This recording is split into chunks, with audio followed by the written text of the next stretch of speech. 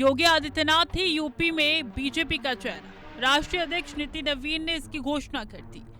इसके बाद उत्तर प्रदेश की राजनीति पूरी तरीके से चुनावी रंग में रंग चुकी है। 2027 का रण भले ही अभी दूर है, लेकिन उत्तर प्रदेश की सियासत का तापमान अभी से चरम पर है। बीजेपी ने साफ कर दिया है कि 2027 का विधानसभा चुनाव मुख्यमंत्री योगी आदित्यनाथ के नेतृत्व में ही लड़ा जाएगा।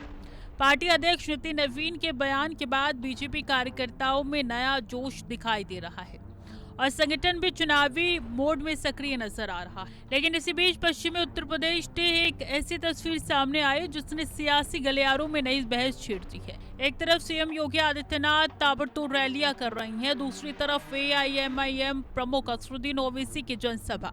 अब सवाल उठ रहा है कि क्या पश्चिमी यूपी में सियासी मुकाबला बदलने वाला है? 2027 की जंग का बिगुल बज चुका है। बीजेपी ने अपने सबसे बड़े चेहरे पर दांव लगा दिया है। राष्ट्रीय अध्यक्ष नितिन नवीन के ऐलान के बाद मुख्यमंत्री योगी आदित्यनाथ पूरी चुनावी आक्रामकता के साथ मैदान में उतर चुकी। पश्चिमी उत्तर प्रदेश जहां हर चुनाव जातीय और धार्मिक समीकरणों के साथ साथ किसान, गन्ना और कानून व्यवस्था जैसे मुद्दों पर भी असर छोड़ता है। यही योगी आदित्यनाथ ने अपनी लगातार रैलियों में विपक्ष पर तीखे राजनीतिक हमले किए। गन्ने से लेकर जुन्न तक योगी ने अपने समर्थकों को साधने की कोशिश की, लेकिन इससे पश्चिमी यूपी में AIMIM प्रमुख असरुद्दीन ओवैसी की भी रैली हुई। सभा में बड़ी संख्या में लोगों की मौजूदगी ने राजनीतिक चर्चाओं को और तेज कर दिया है। अब सवाल ये उठने लगा है, क्या ओवैसी सिर्फ अपनी राजनीतिक मौजूदगी दर्ज करा रही है या फिर पश्चिमी यूपी के चुनावी समीकरणों में नई भूमिका निभाने की कोशिश कर रही है?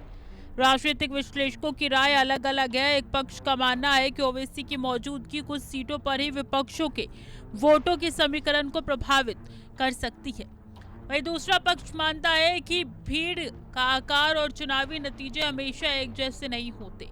किसी भी रैली की भीड़ को सीधे वोट में बदलकर नहीं देखा जा सकता, यानी असल तस्वीर तो चुनावी मैदान में ही साफ होगी। पश्चिमी उत्तर प्रदेश जहां से कई बार सत्ता की तस्वीर तय होती है, अब यहाँ दो अलग अलग राजनीतिक संदेश दिखाई दे रहे हैं। एक तरफ योगी आदित्यनाथ के नेतृत्व में बीजेपी का चुनावी अभियान, दूसरी तरफ ओवैसी की बढ़ती सक्रियता।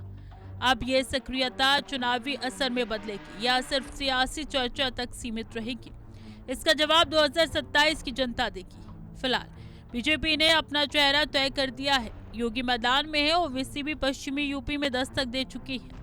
अब नजर इस बात पर होगी क्या पश्चिमी यूपी 2027 का सबसे बड़ा राजनीतिक रण क्षेत्र बनेगा, या फिर ये सारी हलचल चुनावी नतीजों से पहले ही सियासी आहट भर है।